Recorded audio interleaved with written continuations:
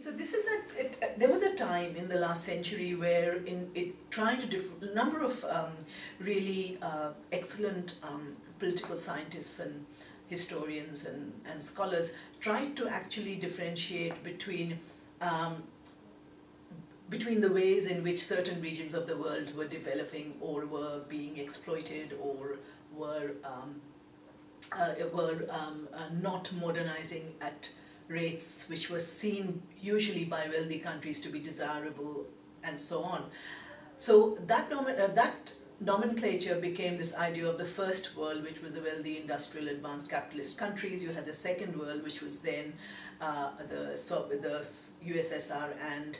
the Soviet bloc, and you had the third world, which were the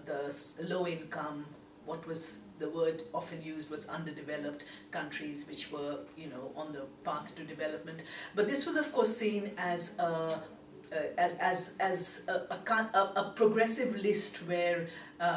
which had its own kind of hierarchy, where the third world was always seen as dirt poor and somehow less able to modernize and you know, mired in their own poverty and in misery and so on. And given the fact that most of the travails of the countries within that third world region were very often a cause of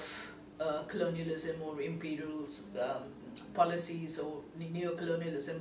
this was not seen as a nomenclature which was very helpful. And then what the idea came that most of the advanced capitalist countries were in the northern hemisphere, well, maybe not Australia, obviously not, and most of the southern, you know, the countries which were less wealthy and so on were in the southern hemisphere. But so that was the north and the south. But then a further clarification of those terms came about when certain scholars began to say that this is not really, again, clear enough. It doesn't give us enough analytical sharpness, because a lot of people in very low-income countries are very wealthy, have a lot more in common with those in advanced capitalist countries, and a lot of people in advanced capitalist countries are very poor and have a lot more in common with the poor in, you know, countries with low income. And so therefore the global north indicates all of those in all parts of the world, including countries that are seen as lower income, but who are of a particular wealthy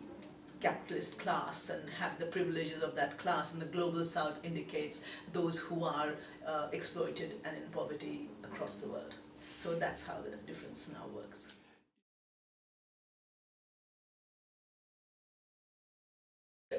Naming something is really important, nomenclature is really important. On the other hand, if we try to be too accurate in our naming, then we often can't finish the sentence. And I've tried to talk in lectures about advanced capitalist countries such as North America, Europe, Australia, and kind of you can go on in your head about,